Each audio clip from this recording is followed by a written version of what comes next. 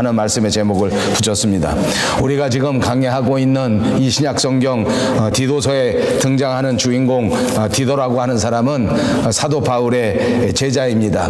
그리고 이 사람의 성부는 유대인이 아닌 이방 사람 헬라인이었습니다. 바울이 세계 전도 여행을 처음으로 다녔던 1차 전도 여행으로 돌아와서 그리고 예루살렘 교회에 보고를 하기 위해서 AD 50년쯤에 보고하기 위해 올라가는 그 총회 방문의 길에 이제부터는 이방인들도 하나님의 말씀을 듣고 구원받는 것이 마땅하다. 그러므로 할례를 받지 않은 이스라엘 사람들이 아닌 유대교 전통을 따르지 않는 그런 이방인들, 헬라인들도 다 하나님 앞에 돌아와 복음을 믿고 구원을 받는 것이 합당하다 하는 생각에서 이렇게 할례 받지 않은 유대인 출신이 아닌 디도를 하나님 앞에 제자로 선택하고 그 사람을 함께 데리고 예루살렘 총회로 올라가게 된 것입니다.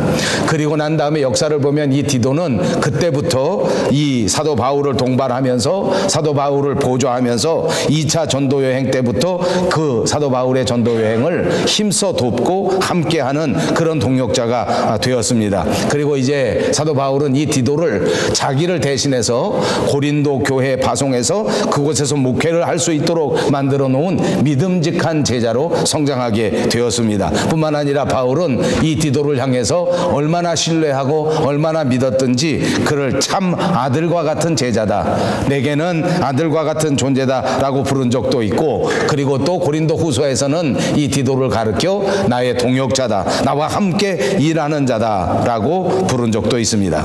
디도는 바울이 로마로 가고 난 다음에는 그때 그레데 섬에서 개척된 처음 교회에 가서 그곳에서 목회를 하기도 했습니다. 그래서 오늘 이 디도서는 이 그레데 섬을 중심으로 해서 그곳에서 목회를 감당하던 디도에게 보내주었던 사도 바울의 목회 편지 내용인 것입니다.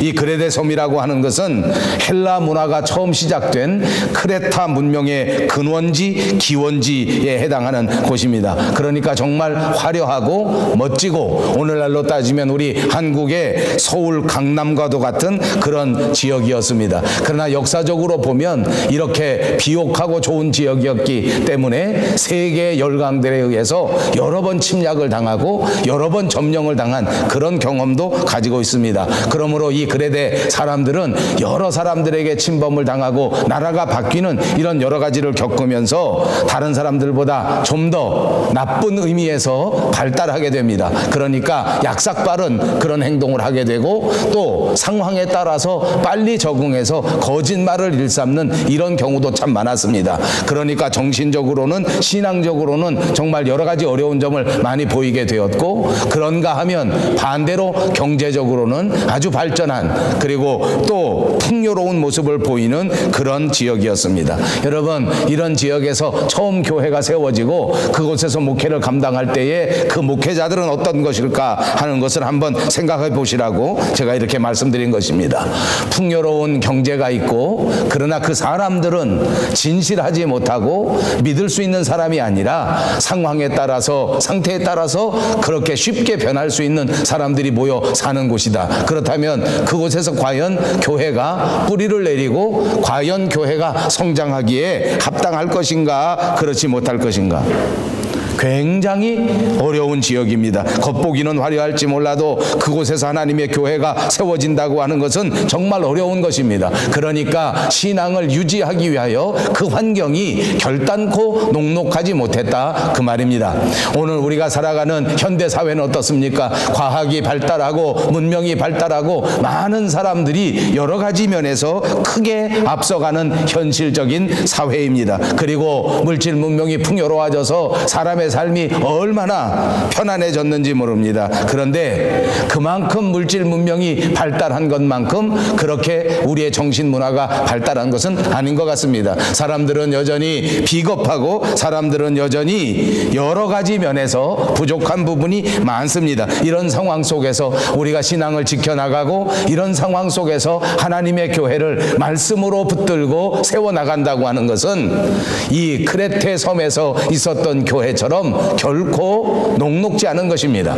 우리 한 사람의 개인도 그렇습니다. 오늘 우리가 믿음을 지키면서 세상에 살기는 정말 어렵습니다. 왜냐하면 날마다 물질의 유혹이, 세상의 유혹이, 욕망의 유혹이 그 어느 때보다도 강한 세상이기 때문입니다. 잠시만 경계를 게을리하면 세상 문화가 우리 마음속에 들어오고 세상의 유혹이 우리의 마음을 흔들어버리는 세상 속에 살기 때문에 환경을 쳐다보면 우리의 신앙생활을 유지하기가 얼마나 어려운지 모릅니다. 세상을 바라보다 보면 우리의 믿음이 흔들리기가 일수인 것입니다.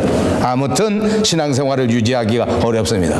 그럼에도 불구하고 이 그레데 섬에는 지금도 이 그레데 섬을 가시면 디도가 세운 교회, 그 디도 기념교회를 볼 수 있다고 합니다. 정말 어려운 형편 속에서 이 교회를 세우고 이 교회를 목회하는 디도에게 이 사도 바울은 큰 사랑의 마음을 가지고 또 충고하는 마음으로 이 편지를 보내주게 된 것입니다.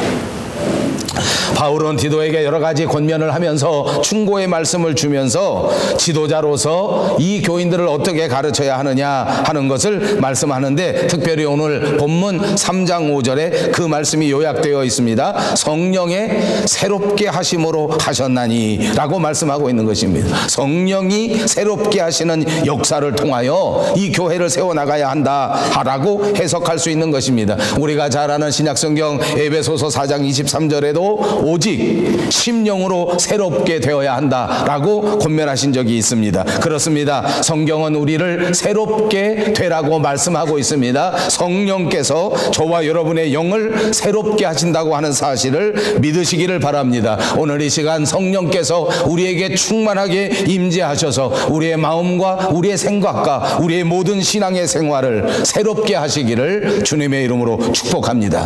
옆에 있는 분들과 인사합니다. 새롭게 되시기를 축복합니다. 새롭게 되시기를 축복합니다.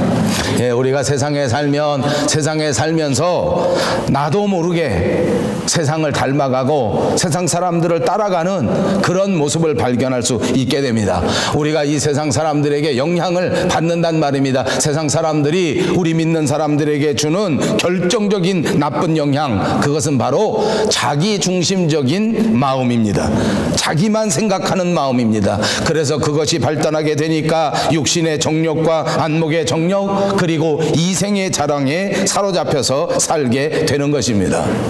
여러 번 말씀드린 것처럼 올해 2017년은 종교개혁이 이루어진 지 500주년이 되는 해입니다. 이제 캐톨릭 종교, 구교의 종교가 부패하고 그들의 마음이 타락한 것을 다시 새롭게 하려고 말씀의 중심으로, 성령의 중심으로, 하나님 중심으로 개혁의 기치를 들고, 그리고 드디어 개신교회를 만든 그 종교개혁을 기념하는 그 500주년 되는 해라 그 말입니다.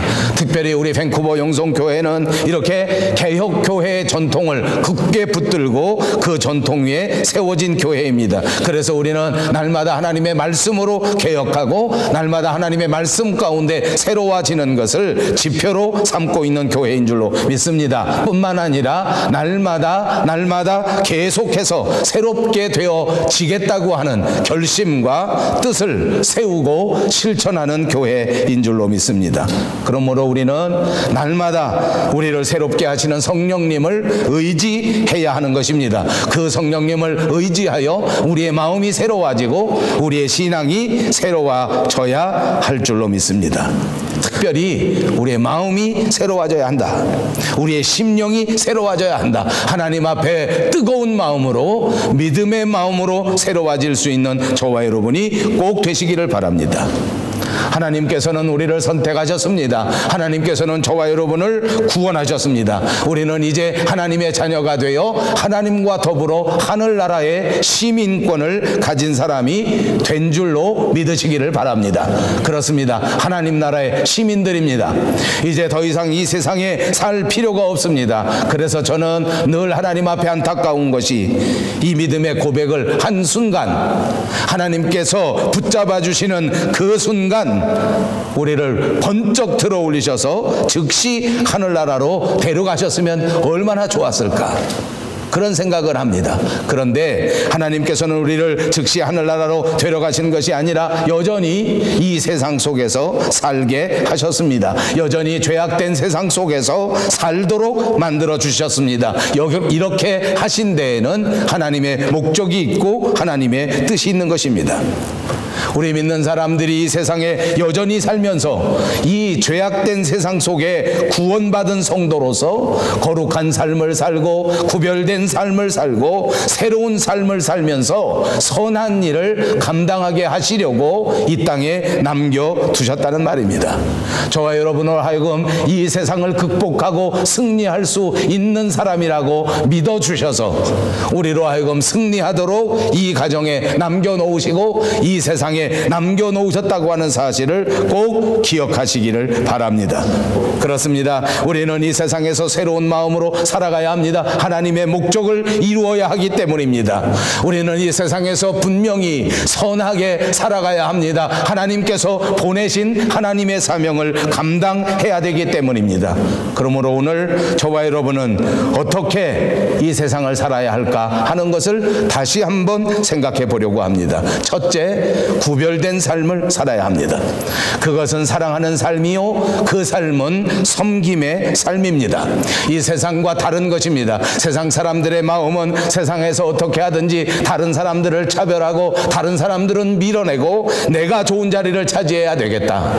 이 세상 사람들은 어떻게 하든지 남에게 섬김을 주는 것이 아니라 남을 존경하고 남을 세워주는 것이 아니라 어떻게 하든지 다른 사람들이 나를 섬기게 하고 다른 사람들 위에 군림하려고 하는 것이 세상 사람들의 마음이란 말입니다. 그러나 우리 믿는 사람들은 이 세상에 살면서 사랑의 사람으로 살아가야 한다는 것입니다. 그것이 구별된 삶이요, 그것이 구별된 삶이기 때문입니다. 저와 여러분은 이 세상에 살면서 섬김의 삶을 살아야 할 줄로 믿습니다. 그것이 구별된 삶이요, 그것이 거룩한 삶이기 때문입니다.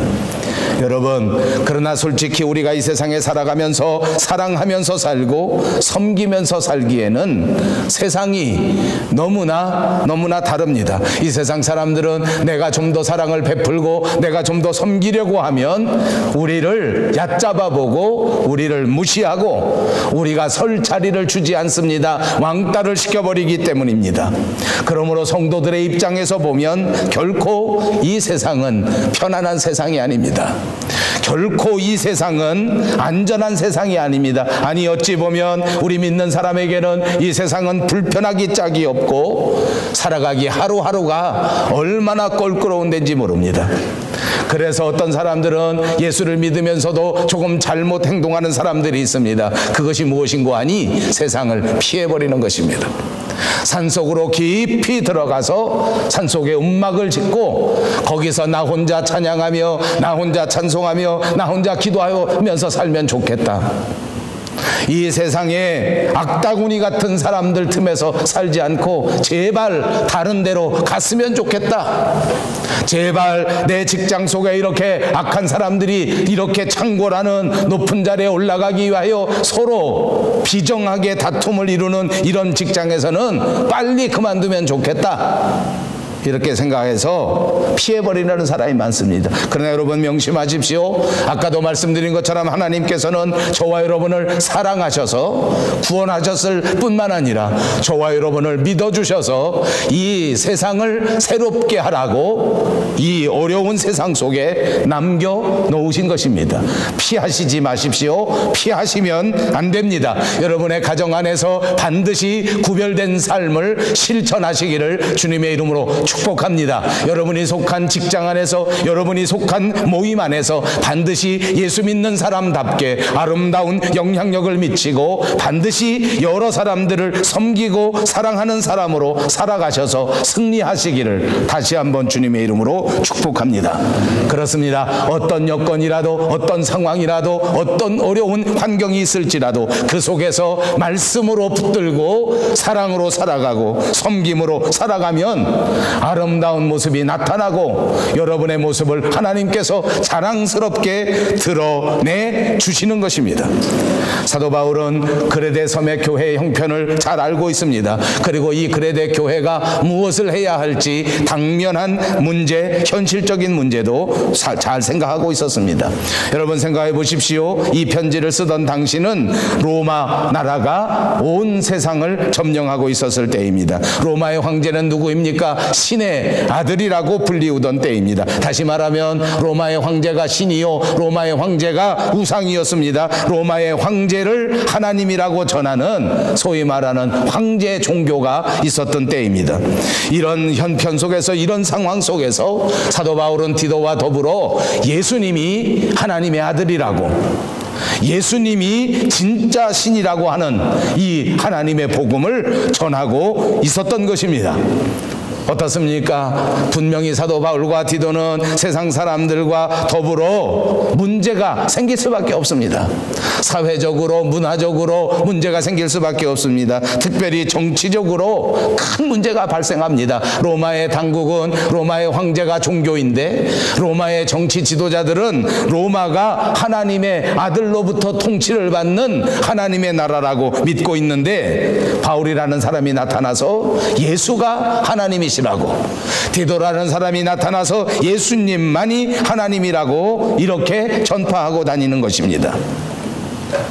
여러분, 아까도 말씀드린 것처럼 이 그레데 처음 교회가 생겨질 때에는 만약에 이 그레데 교회가 정상적으로 정부와 좋은 관계를 가졌어도 오늘날 이런 행동을 하면 큰 문제가 될 터인데, 역사적으로 놓고 보면 이 그레데 교회는 역사적인 문제가 또 있습니다. 왜냐하면 섬나라입니다. 우리나라 제주도 3분의 1쯤 되는 나라인데, 그런데 이 섬이 경제적으로는 크게 발전했단 말입니다.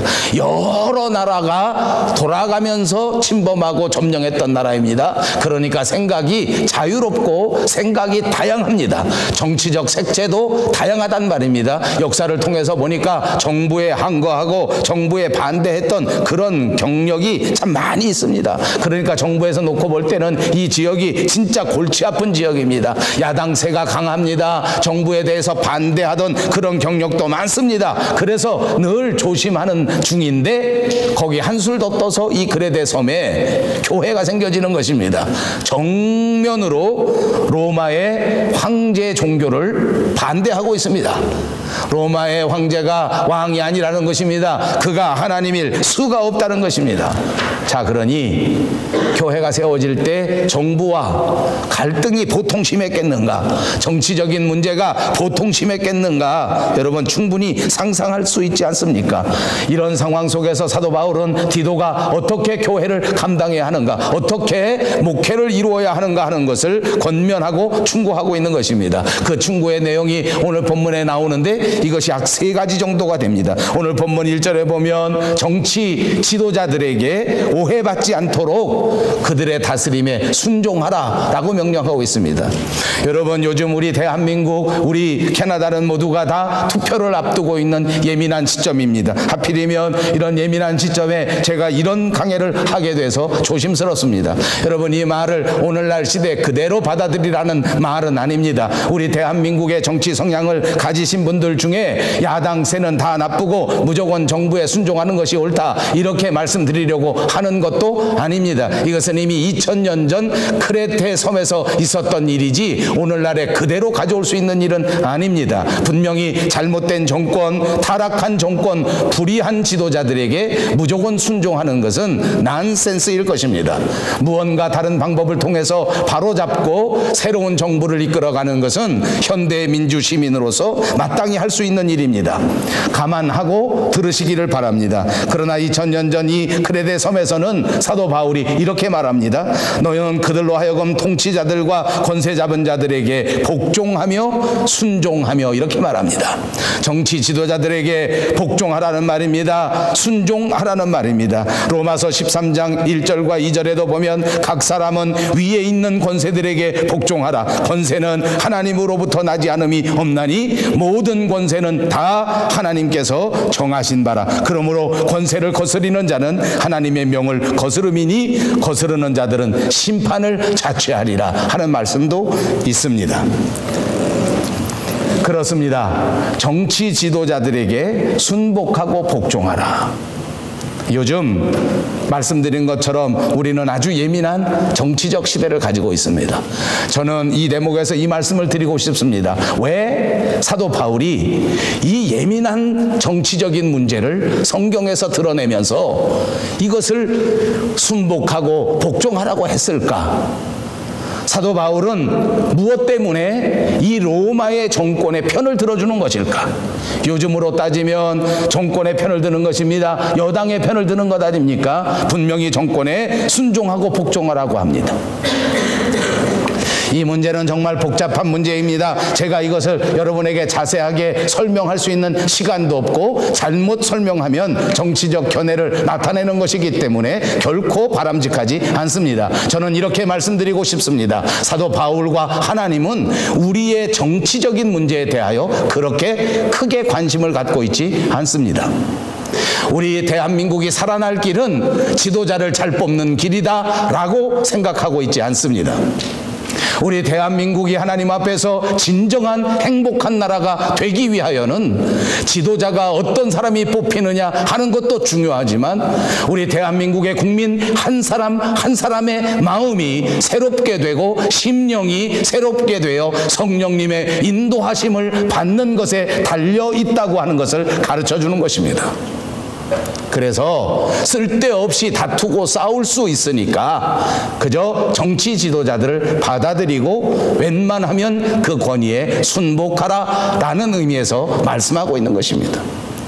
그것이 잘되고 잘못됐다고 말씀하는 곳이 없기 때문입니다. 정치 지도자가 잘하고 못하는 것이 우리들에게는 중요할지 모르나 신령한 면에서 신앙적인 면에서는 그것이 우리의 생명을 좌우하는 것이 아니다 라고 말씀하고 있는 것입니다. 두 번째로는 1절 하반절에 선한 일을 할 수 있도록 준비되어야 한다고 말합니다. 이토록 어려운 시기에 이토록 예민한 시기에 그레데 교회의 교인들이 해야 할 일이 무엇인가를 권면해 줄 때에 선한 일을 해야 된다는 것입니다. 세상이 약해질수록 우리 그리스도인들이 선한 일을 해야 한다. 세상이 예민한 때일수록 우리 믿는 사람들이 선한 일을 해야 한다. 그래서 본문에는 모든 선한 일 행하기를 준비하게 하며 온통 교회의 믿는 사람들의 관심이 선한 일을 행하는 것으로 살아가는 데 집중하는 것이 마땅하다는 말입니다. 정치적으로 편을 가르는 것이 중요한 것이 아니라는 말입니다. 사람들끼리 모여 지역적으로 편을 가르는 일이 중요한 것이 아니란 말입니다. 그리스도인에게 가장 소중한 것은 선한 일을 감당하도록 준비하는 일입니다. 왜냐하면 저와 여러분은 세상에 살면서 선한 모습으로 사는 것이 마땅하기 때문입니다. 여러분 이거 믿습니까?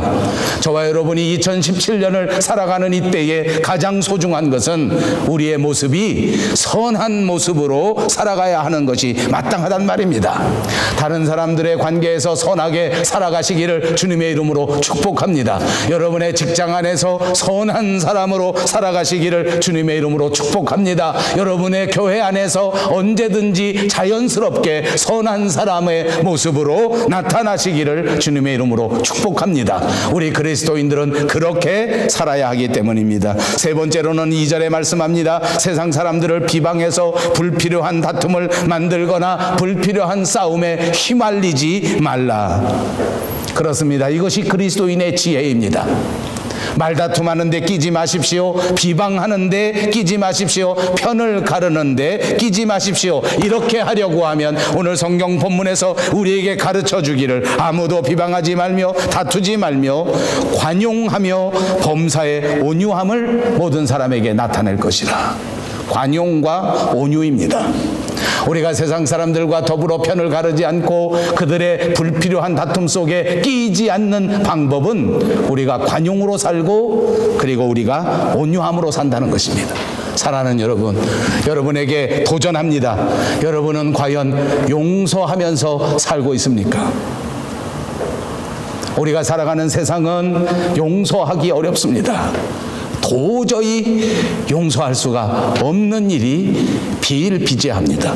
그러나 관용이 없이는 결코 그리스도인다운 삶을 살 수 없습니다. 여러분, 여러분의 가족들을 용서하시기 바랍니다. 오늘 꼭 결심하십시오. 여러분, 이웃을 용서하십시오. 그리고 또 여러분에게 간곡히 부탁합니다. 여러분 자신을 용서하십시오. 내가 나를 용서하지 못하면 결코 하나님의 사람이 될 수 없습니다. 그리고 이 세상은 가치관이 달라졌습니다. 온유한 사람은 무시합니다. 온유한 사람은 인정해주지 않습니다. 그러나 성경은 일관되게 온유한 사람이 하나님 앞에 축복을 받아 온 세상을 정복할 수 있다고 가르쳐 줍니다. 온유하여야 합니다. 제발 분내지 마십시오. 제발 화내지 마십시오. 제발 너무 똑똑하게 살려고 하지 마십시오. 그보다는 오히려 관용과 온유함으로 모든 사람에게 나타나는 사람들이 그리스도인이란 말입니다. 그러므로 저와 여러분 모두가 결심합시다. 온유하게 살아가는 여러분 되시기를 주님의 이름으로 축복합니다. 이것은 선으로 악을 이기라는 말입니다. 선함으로서 악을 극복하란 말입니다. 선함으로서 세상에 승리하라는 말입니다. 성도는 언제나 선하게 반응하라는 말씀인 줄로 믿습니다. 어떤 상황에서도 선하게 반응합시다.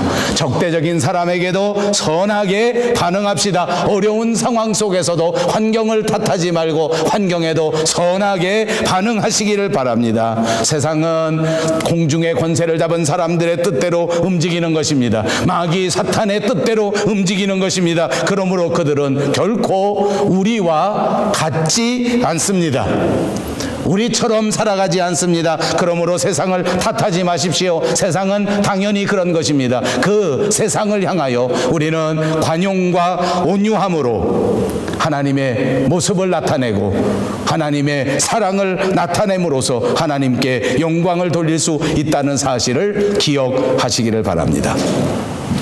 두 번째로는 우리가 구원받음으로써 구별된 삶을 살아야 할 것입니다. 본문 3절과 5절을 다시 보십시오. 우리도 전에는 어리석은 자요, 순종하지 아니한 자요, 속은 자요, 여러 가지 정욕과 행락에 종노릇한 자요, 악독과 투기를 일삼은 자요, 가증스러운 자요, 피차 미워한 자였으나 우리 구주 하나님의 자비와 사랑하심이 나타날 때에 우리를 구원하시되 우리가 행한 바 의로운 행위로 말미암지 아니하고 오직 그의 긍휼하심을 따라 중생의 씻음과 성령의 새롭게 하심으로 하셨나니 그랬습니다.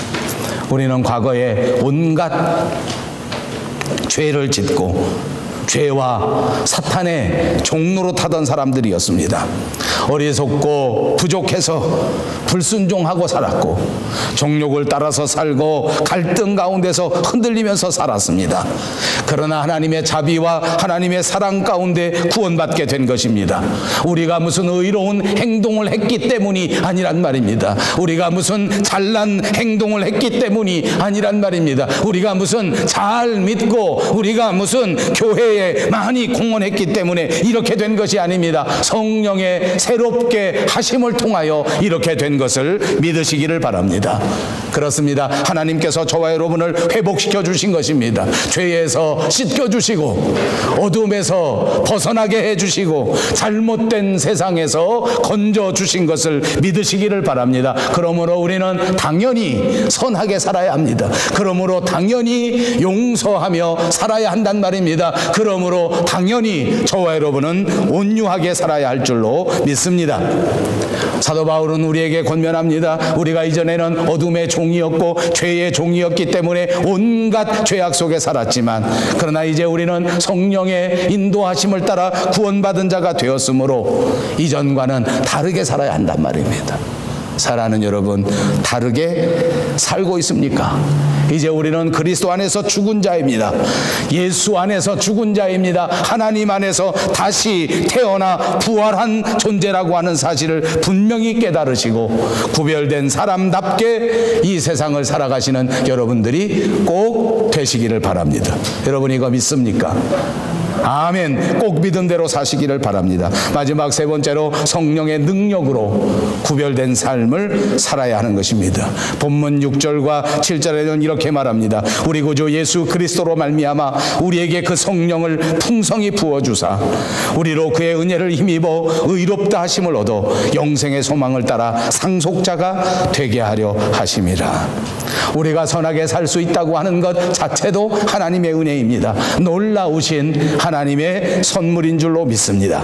사도 바울은 하나님이 예수 그리스도로 말미암아 이 성령의 은혜를 풍성하게 우리에게 부어주셨다고 선언한 것입니다. 전에는 우리가 선한 일을 행하는 것이 전혀 불가능했지만 이제는 하나님의 영이 저와 여러분에게 부어졌기 때문에 이 성령을 받아들이고 이 성령의 은혜를 의지하고 살면 우리는 모든 상황에서 모든 삶에서 선을 행할 수 있는 능력이 있는 줄로 믿습니다. 이것이 중요합니다. 하나님이 여러분에게 성령을 부어주셨습니다. 이제 여러분은 능력자입니다. 이제 여러분은 이 세상에서 악한 자로 살아가는 것이 아니라 이 세상에서 선한 자로 살아갈 수 있다는 사실을 믿으시기 바랍니다. 이제는 죄의 종이 돼서 남을 멸시하고 남을 무너뜨려야만 올라설 수 있는 존재가 아니라 얼마든지 남을 사랑하고 얼마든지 남에게 양보하고도 행복할 수 있는, 얼마든지 다른 사람을 섬기고도 마음속에 기쁨을 누릴 수 있는 그런 인격적인 사람, 그런 성령의 사람이 다 되었단 말입니다. 걱정하지 마십시오. 염려하지 마십시오. 여러분에게 부어주신 성령님을 의지하여 이 땅을 하나님의 나라로 변화시킬 수 있는 위대한 일꾼들이 꼭 되시기를 바랍니다. 사랑하는 여러분, 그러므로 우리는 날마다 성령님을 의지하며 살아가야 합니다. 우리에게 부어주신 그 성령님을 관심도 갖지 않고 생각도 하지 않고 의지도 하지 않는다면 여러분은 세상 사람들과 똑같이 무기력한 사람이 될 수밖에 없습니다.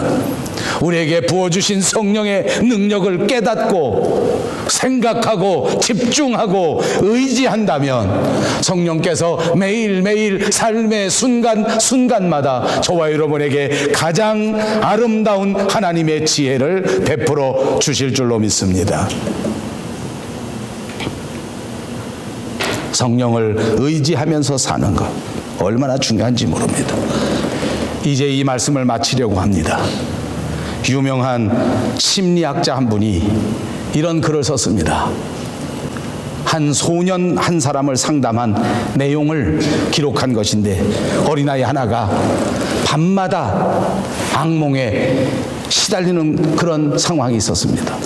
어린애가 밤마다 꿈을 꾸는데 그 꿈이 얼마나 나쁜 꿈인지, 일어나도 그 꿈에서 헤어나지 못하고 밥도 제대로 먹지 못하고 잠도 제대로 자지 못하고, 그래서 이 심리학자가 그 아이하고 상담을 해보니까 이 어린아이의 꿈속에 매일같이 호랑이가 나타나요. 얼마나 무서운 호랑이가 잠만 들으려고 하면 엉 하고 나타나는데 이 아이가 그냥 깜짝 놀라서 깨보면 그것이 꿈이었고, 또 잠이 들면 계속해서 그 호랑이가 또 나타나서 그 무시무시한 모습으로 이 어린아이를 잡아먹을 것처럼 엉 하고 또 덤벼든다는, 또 깜짝 놀라서 또 잠에서 깨어나면 그것이 꿈이었고, 이 아이는 그 호랑이 꿈 때문에 잠도 제대로 못 자, 일어나서는 밥도 제대로 먹지 못해. 그러니까 제대로 성장하지 못하고 매일 비쩍비쩍 말라가고, 이 심리학자는 이 어린아이에게 치료할 때에 어떻게 상담하고 어떻게 치료했는가? 너무 간단합니다. 아이에게 권면합니다. 꿈에 나타난 호랑이는 절대 무서운 존재가 아니다. 절대 너를 잡아먹으려고 온 것이 아니다. 호랑이는 본래 어흥하는 것이란다.